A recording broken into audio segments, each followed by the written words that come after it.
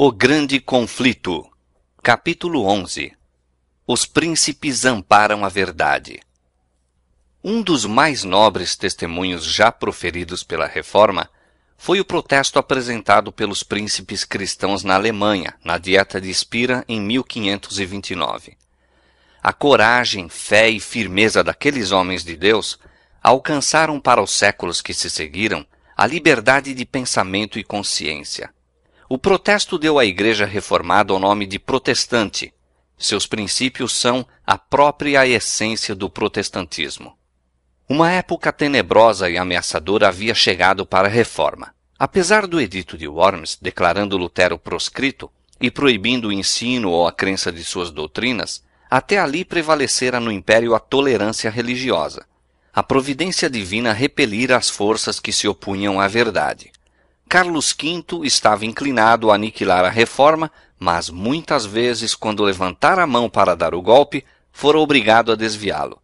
Repetidas vezes a imediata destruição de tudo que ousava opor-se a Roma parecia inevitável, mas no momento crítico os exércitos dos turcos apareciam na fronteira oriental, ou o rei da França, ou mesmo o próprio Papa, cioso da crescente grandeza do imperador, contra ele faziam guerra. E assim, entre a contenda e o tumulto das nações, a Reforma teve oportunidade de fortalecer-se e estender-se. Finalmente, entretanto, os soberanos católicos coagiram seus feudos a que fizessem causa comum contra os reformadores. A Dieta de Spira, em 1526, dera a cada estado ampla liberdade em matéria religiosa até a reunião de um concílio geral. Mas, mal haviam passado os perigos que asseguraram aquela concessão, o imperador convocou uma segunda dieta a se reunir em Spira, em 1529, com o fim de destruir a heresia. Os príncipes deveriam ser induzidos, por meios pacíficos, sendo possível, a se colocarem contra a Reforma, mas se tais meios falhassem, Carlos estava preparado para recorrer à espada. Os romanistas estavam jubilosos. Compareceram em Spira em grande número, manifestando abertamente sua hostilidade para com os reformadores e todos os que os favoreciam. Disse Melanchthon: "Nós somos a execração e a escória do mundo, mas Cristo olhará para o seu pobre povo e o preservará." Aos príncipes evangélicos que assistiam à dieta, foi até proibido que se pregasse o evangelho em sua residência. Mas o povo de Spira tinha sede da palavra de Deus, e apesar da proibição, milhares se congregavam para os serviços realizados na capela do eleitor da Saxônia. Isso apressou a crise. Uma mensagem imperial anunciou à dieta que, como a resolução que concedia a liberdade de consciência havia dado origem a grandes desordens, o imperador exigia fosse ela anulada. Este ato arbitrário excitou a indignação e alarma dos cristãos evangélicos. Disse um deles: "Cristo caiu de novo às mãos de Caifás e Pilatos." Os romanistas tornaram-se mais violentos. Um católico romano fanático declarou: "Os turcos são melhores que os luteranos, pois eles observam dias de jejum e os luteranos os violam. Se tivéssemos de escolher entre as escrituras sagradas de Deus e os velhos erros da Igreja, deveríamos rejeitar as primeiras." Disse Melanchthon: "Cada dia, em plena assembleia, Faber lança alguma nova pedra contra nós, os evangélicos." A tolerância religiosa fora legalmente estabelecida, e os estados evangélicos estavam resolvidos a opor-se à violação de seus direitos. A Lutero, ainda sob a condenação imposta pelo edito de Worms, não era permitido estar presente em Spira, mas preencheram-lhe o lugar os seus cooperadores e os príncipes que Deus suscitara para defender sua causa nessa emergência. O nobre Frederico da Saxônia, protetor de Lutero, fora arrebatado pela morte, mas o duque João, seu irmão e sucessor, alegremente aceitara a reforma e, conquanto fosse amigo da paz, manifestara grande energia e coragem em todos os assuntos relativos aos interesses da fé. Os padres pediam que os estados que haviam aceito a reforma se submetessem implicitamente à jurisdição romana. Os reformadores, por outro lado, reclamavam a liberdade que anteriormente lhes fora concedida. Não poderiam consentir em que Roma de novo pusesse sob seu domínio aqueles estados que com grande alegria haviam recebido a palavra de Deus. Como entendimento, foi finalmente proposto que, onde a reforma não se houvesse estabelecido, o edito de Worms deveria ser rigorosamente posto em execução, e que nos estados em que o povo dele se desviara e não poderia conformar-se com o mesmo sem perigo de revolta, não deveriam ao menos efetuar qualquer nova reforma, não tocariam em nenhum ponto controvertido, não se oporiam à celebração da missa, não permitiriam que católico romano algum abraçasse o luteranismo. Essa medida foi aprovada na Dieta, com grande satisfação dos sacerdotes e prelados papais. Se esse edito fosse executado, a reforma não poderia nem estender-se onde por enquanto era desconhecida, nem estabelecer-se sobre sólidos fundamentos onde já existia. A liberdade da palavra seria proibida. Não se permitiriam conversões, e exigiu-se dos amigos da reforma de pronto se submetessem a essas restrições e proibições. As esperanças do mundo pareciam a ponto de se extinguir. O restabelecimento da hierarquia romana infalivelmente traria de novo os antigos abusos, e encontrar-se-ia facilmente uma ocasião para completar a destruição de uma obra já tão violentamente abalada pelo fanatismo e dissensão. Reunindo-se o partido evangélico para consulta, entreolharam-se os presentes, pálidos de terror. De um para outro circulava a pergunta: que se poderá fazer? Graves lances em relação ao mundo eram iminentes. Submeter-se-ão os chefes da reforma e aceitarão o edito? Quão facilmente, nessa crise, em verdade tremenda, poderiam os reformadores ter argumentado consigo mesmos de maneira errônea? Quantos pretextos plausíveis e boas razões poderiam ter encontrado para a submissão? Aos príncipes luteranos era garantido o livre exercício de sua religião. O mesmo favor era estendido a todos os seus súditos que, anteriormente à aprovação daquela medida, haviam abraçado as ideias reformadas. Não deveria isto contentá-los? Quantos perigos não evitaria a submissão? Em quantos acasos e conflitos desconhecidos não haveria oposição de lançá-los? Quem sabe que oportunidades poderá trazer o futuro? Abracemos a paz. Agarremos o ramo de oliveira que Roma apresenta e curemos as feridas da Alemanha. Com argumentos semelhantes a estes, poderiam os reformadores ter justificado a adoção de uma conduta que, com certeza, em não muito tempo, resultaria na total destruição de sua causa. Felizmente, consideraram o princípio sobre o qual aquele acordo se baseava e agiram com fé. Qual era o princípio? Era o direito de Roma coagir a consciência e proibir o livre exame.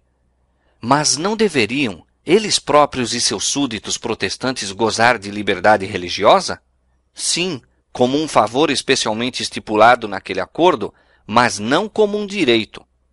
Quanto a tudo que daquele acordo se exteriorizava, deveria governar o grande princípio da autoridade.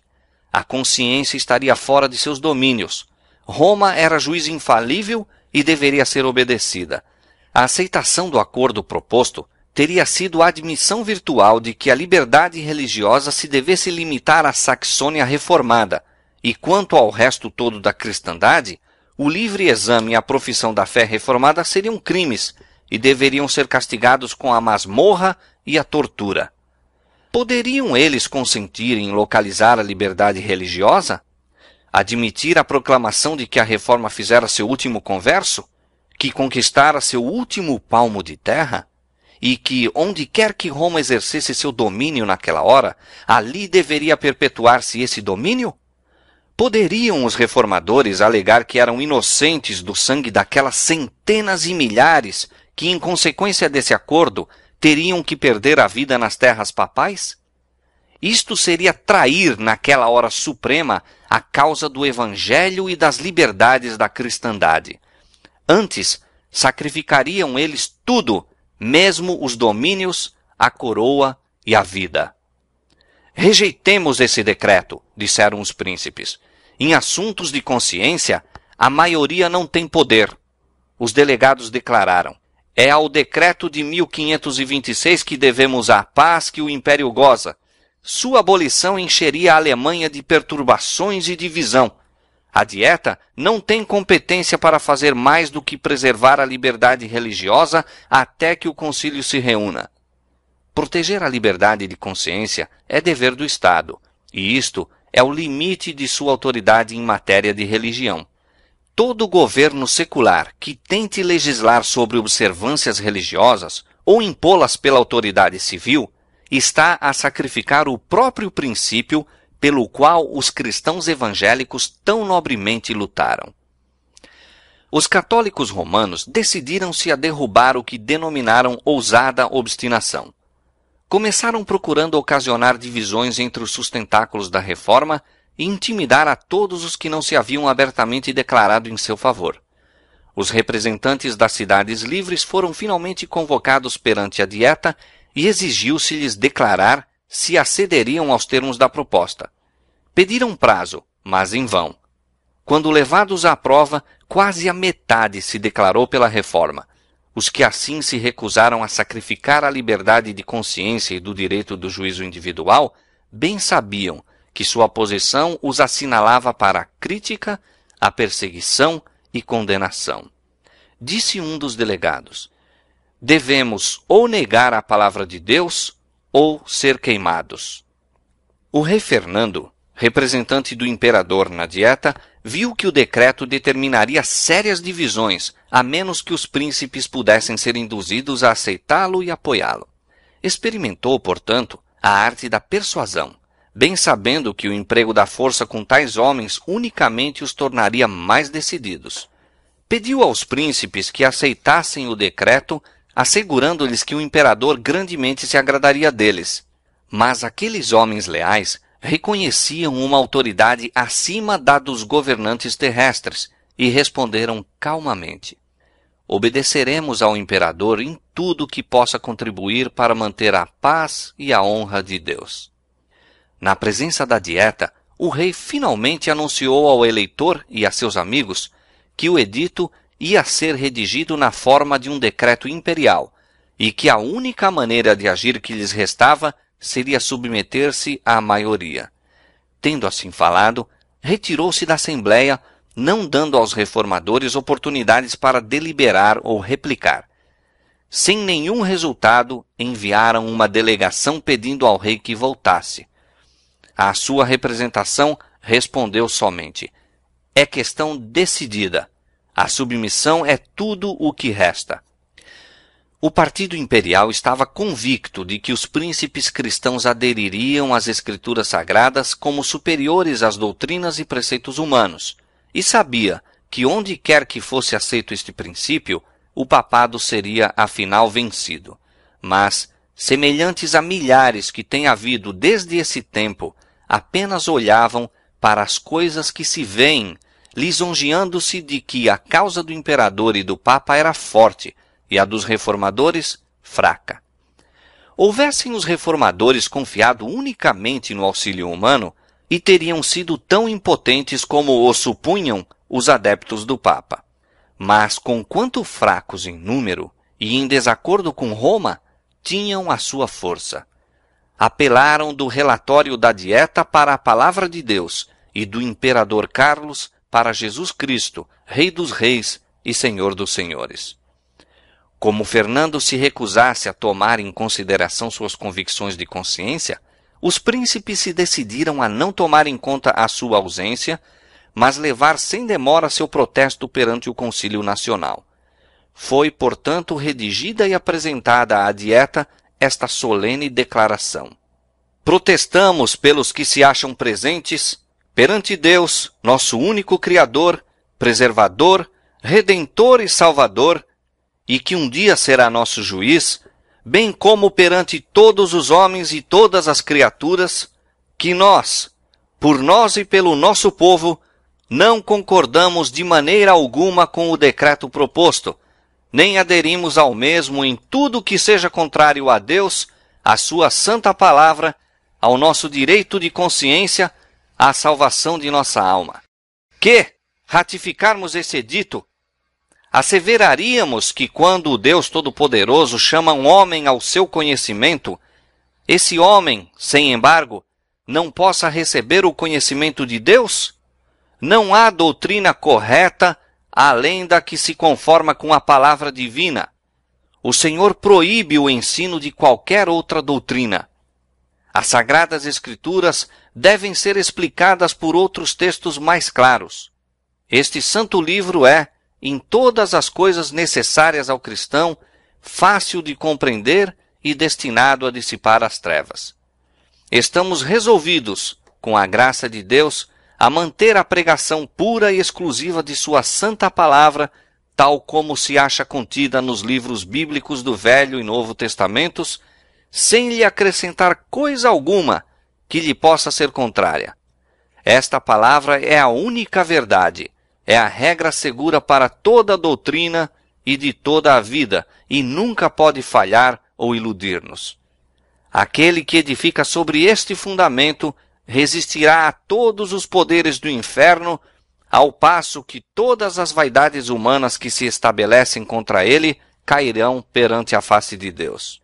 Por esta razão, rejeitamos o jugo que nos é imposto. Ao mesmo tempo, estamos na expectativa de que Sua Majestade Imperial procederá em relação a nós como príncipe cristão que ama a Deus sobre todas as coisas, e declaramo-nos prontos a tributar-lhe, bem como a vós, graciosos fidalgos, toda a afeição e obediência que sejam nosso dever justo e legítimo. Esta representação impressionou profundamente a dieta. A maioria estava tomada de espanto e alarma ante a ousadia dos que protestavam. O futuro parecia-lhes tempestuoso e incerto. Dissensão, contenda, derramamento de sangue pareciam inevitáveis. Os reformadores, porém, certos da justiça de sua causa e confiando no braço da onipotência, estavam cheios de coragem e firmeza. Os princípios contidos nesse célebre protesto constituem a própria essência do protestantismo. Ora, este protesto se opõe a dois abusos do homem em matéria de fé. O primeiro é a intromissão do magistrado civil e o segundo, a autoridade arbitrária da Igreja. Em lugar desses abusos, coloca o protestantismo o poder da consciência acima do magistrado e a autoridade da palavra de Deus sobre a Igreja visível. Em primeiro lugar, rejeita o poder civil em assuntos divinos e diz com os profetas e apóstolos, mais importa obedecer a Deus do que aos homens. Na presença da coroa de Carlos V, ele ergue a coroa de Jesus Cristo, mas vai mais longe. Firma o princípio de que todo o ensino humano deve subordinar-se aos oráculos de Deus. Os protestantes haviam, demais, asseverado seu direito de livremente proferir suas convicções sobre a verdade. Não haveriam de crer e obedecer somente, mas também ensinar o que a palavra de Deus apresenta, e negavam ao padre ou magistrado o direito de intervir. O protesto de Spira foi um testemunho solene contra a intolerância religiosa e uma asseveração do direito de todos os homens de adorarem a Deus segundo os ditames de sua própria consciência. A declaração tinha sido feita. Estava escrita na memória de milhares e registrada nos livros do céu, onde nenhum esforço humano poderia apagá-la. Toda a Alemanha evangélica adotou o protesto como a expressão de sua fé. Por toda parte contemplavam os homens, nesta declaração, a promessa de uma era nova e melhor. Disse um dos príncipes aos protestantes de Spira: queira o Todo-Poderoso, que vos deu graça para confessá-lo enérgica, livre e destemidamente, preservar-vos nessa firmeza cristã até o dia da eternidade. Houvesse a reforma, depois de atingir certo grau de êxito, consentido em contemporizar a fim de conseguir favor do mundo, e teria sido infiel para com Deus e para consigo mesma, além de assegurar a sua própria destruição. A experiência desses nobres reformadores contém uma lição para todas as eras subsequentes. A maneira de agir de Satanás contra Deus e sua palavra não mudou. Ele ainda se opõe a que sejam as Escrituras adotadas como guia da vida, tanto quanto o fez no século XVI. Há em nosso tempo um vasto afastamento das doutrinas e preceitos bíblicos e há necessidade de uma volta ao grande princípio protestante, a Bíblia e a Bíblia só, como regra de fé e prática. Satanás ainda está a trabalhar com todos os meios de que pode dispor, a fim de destruir a liberdade religiosa. O poder anticristão que os protestantes de Espira rejeitaram está hoje com renovado vigor, procurando restabelecer sua perdida supremacia. A mesma inseparável adesão à palavra de Deus que se manifestou na crise da Reforma é a única esperança de reforma hoje. Apareceram então sinais de perigo para os protestantes. Houve também sinais de que a mão divina estava estendida para proteger os fiéis. Foi por esse tempo que Melanchthon apressadamente conduziu pelas ruas de Espira, em direção ao Reno, seu amigo Simão Grinaeus, instando com ele a que atravessasse o rio. Grinaeus se achava espantado com tal precipitação. Um ancião, de fisionomia grave e solene, mas que me era desconhecido, disse Melanchthon, apareceu perante mim e disse: dentro de 1 minuto, oficiais de justiça serão enviados por Fernando, a fim de prenderem Grinaeus. Durante o dia, Grinaeus ficara escandalizado com o sermão de Faber, um dos principais doutores papais, e no final protestou por defender aquele certos erros detestáveis. Faber dissimulou sua ira, mas imediatamente se dirigiu ao rei, de quem obteve uma ordem contra o importuno professor de Heidelberg. Melanchthon não duvidou de que Deus havia salvo seu amigo, enviando um de seus santos anjos para avisá-lo. Imóvel à margem do Reno, esperou até que as águas daquele rio houvessem libertado Grinaeus de seus perseguidores. Finalmente, exclamou Melanchthon, vendo-o do lado oposto, finalmente ele está arrancado das garras cruéis daqueles que têm sede de sangue inocente. Ao voltar para casa, foi Melanchthon informado de que oficiais, à procura de Grinaeus, a haviam remexido de alto a baixo. A reforma devia ser levada à maior preeminência perante os potentados da terra. O rei Fernando havia se negado a ouvir os príncipes evangélicos, mas a estes deveria ser concedida a oportunidade de apresentar sua causa na presença do imperador e dos dignitários da Igreja e do Estado em assembleia. A fim de acalmar as dissensões que perturbavam o império, Carlos V, no ano que se seguiu ao protesto de Espira, convocou uma dieta em Augsburgo, anunciando sua intenção de presidir a ela em pessoa. Para ali foram convocados os dirigentes protestantes. Grandes perigos ameaçavam a reforma, mas seus defensores ainda confiavam sua causa a Deus e se comprometiam a ser leais ao Evangelho. Os conselheiros do eleitor da Saxônia insistiram com ele para que não comparecesse à dieta. O imperador, diziam eles, exigia a assistência dos príncipes a fim de atraí-los a uma cilada. Não é arriscar tudo, ir e encerrar-se alguém dentro dos muros de uma cidade com um poderoso inimigo? Outros, porém, nobremente declaravam: portem-se tão somente os príncipes com coragem e a causa de Deus está salva. Deus é fiel, ele não nos abandonará, disse Lutero. O eleitor, juntamente com seu séquito, partiu para Augsburgo. Todos estavam cientes dos perigos que o ameaçavam e muitos seguiram com semblante triste e coração perturbado. Mas Lutero, que os acompanhou até Coburgo, reviveu-lhes a fé bruxuleante, cantando o hino escrito naquela viagem: Castelo Forte é nosso Deus. Ao som dos acordes inspirados, foram banidos muitos aflitivos presságios e aliviados muitos corações sobrecarregados. Os príncipes reformados resolveram redigir uma declaração sistematizada de suas opiniões com as provas das Escrituras, apresentando-a à dieta, e a tarefa da preparação da mesma foi confiada a Lutero, Melanchthon e seus companheiros. Esta confissão foi aceita pelos protestantes como uma exposição de sua fé e reuniram-se para assinar o importante documento. Foi um tempo solene e probante. Os reformadores mostravam insistência em que sua causa não fosse confundida com questões políticas. Compreendiam que a reforma não deveria exercer outra influência além da que procede da palavra de Deus. Ao virem para a frente os príncipes cristãos, a fim de assinar a confissão, Melanchthon se interpôs dizendo: compete aos teólogos e ministros propor estas coisas. Reservemos para outros assuntos a autoridade dos poderosos da terra. Deus não permita, replicou João da Saxônia, que me excluais. Estou resolvido a fazer o que é reto sem me perturbar acerca de minha coroa. Desejo confessar o Senhor.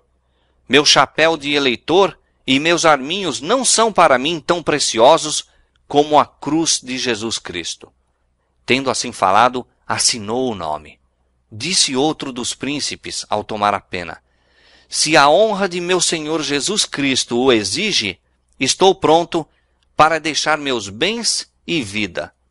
Renunciaria de preferência a meus súditos e a meus domínios, deixaria de preferência o país de meus pais, com o bordão na mão, continuou ele, a receber qualquer outra doutrina que não a que se contém nesta confissão.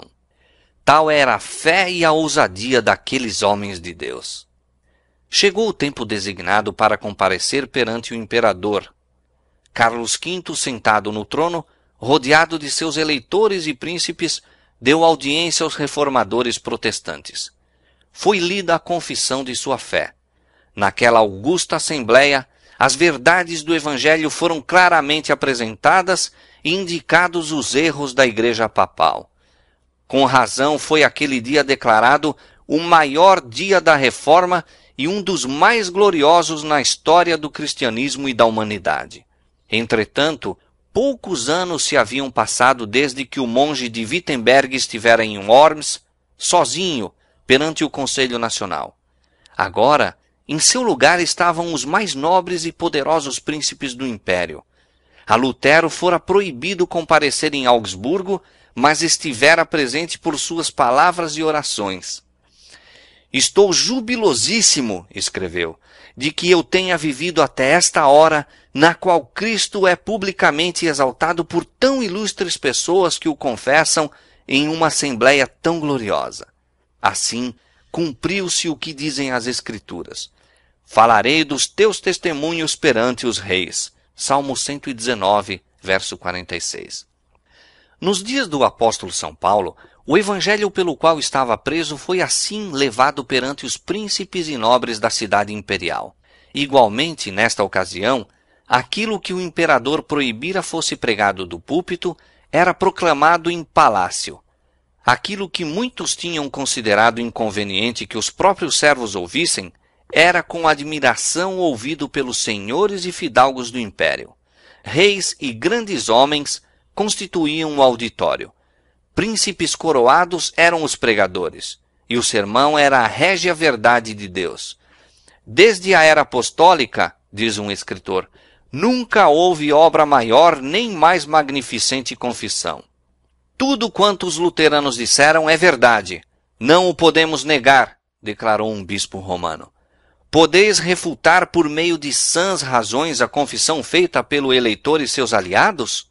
Perguntou outro ao Dr. Eck. Com os escritos dos apóstolos e profetas, não, foi a resposta. Mas com os dos pais da igreja e dos concílios, sim. Compreendo, respondeu o inquiridor. Os luteranos, segundo vós o dizeis, estão com as escrituras e nós nos achamos fora delas. Alguns dos príncipes da Alemanha foram ganhos para a fé reformada. O próprio imperador declarou que os artigos protestantes não eram senão a verdade.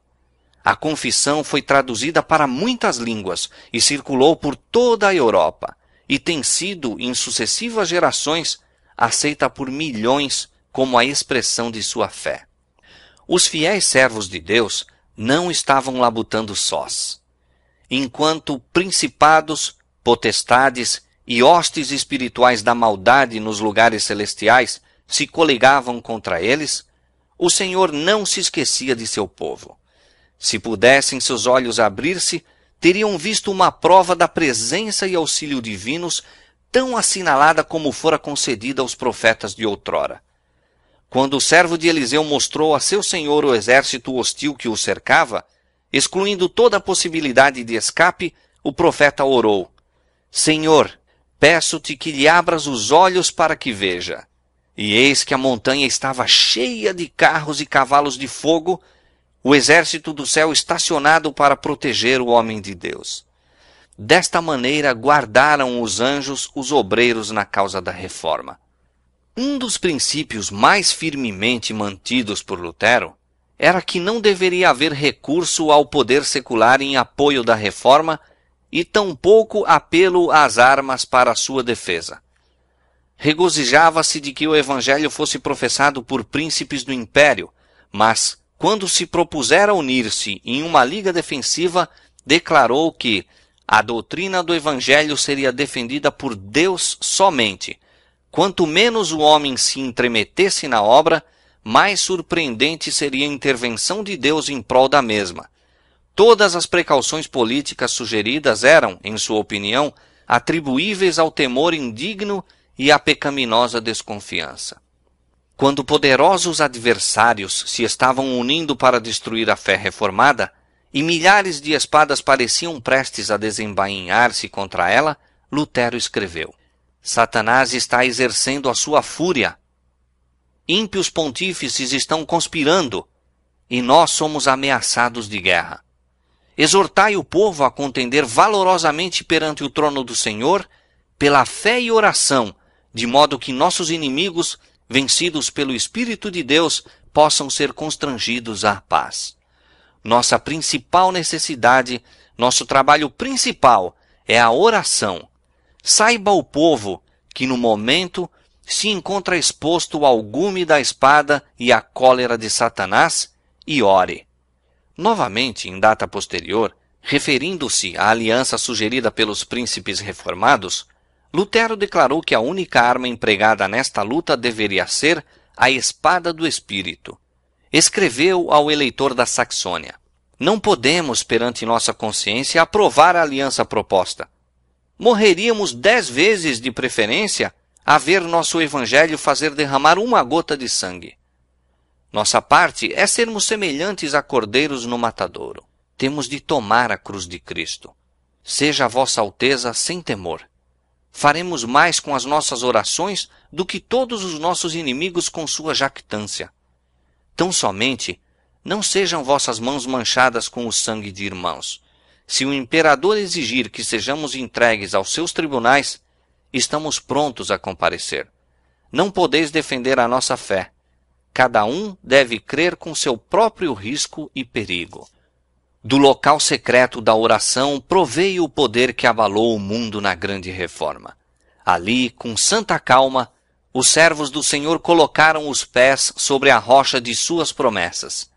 Durante a luta em Augsburgo, Lutero não passou um dia sem dedicar 3 horas pelo menos à oração, e eram horas escolhidas dentre as mais favoráveis ao estudo. Na intimidade de sua recâmara, era ele ouvido a derramar sua alma perante Deus em palavras cheias de adoração, temor e esperança, como quando alguém fala a um amigo. Eu sei que tu és nosso Pai e nosso Deus, dizia ele, e que dispersarás os perseguidores de teus filhos, pois tu mesmo corres perigo conosco. Toda esta causa é tua, e é unicamente constrangidos por ti que lançamos mãos à mesma. Defende-nos, pois, ó Pai.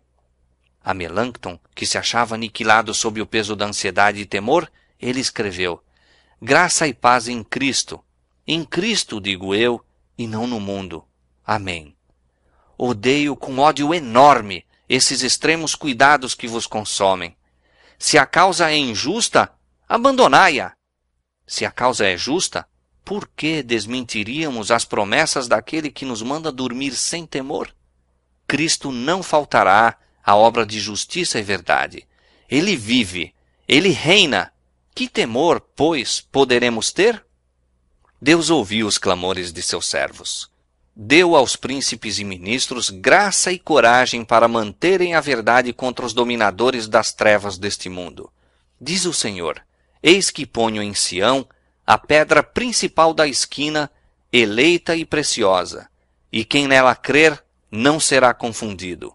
1 São Pedro, capítulo 2, verso 6. Os reformadores protestantes haviam edificado sobre Cristo, e as portas do inferno não prevaleceriam contra eles. Eles haviam edificado sobre Cristo, e as portas do inferno não prevaleceriam contra eles.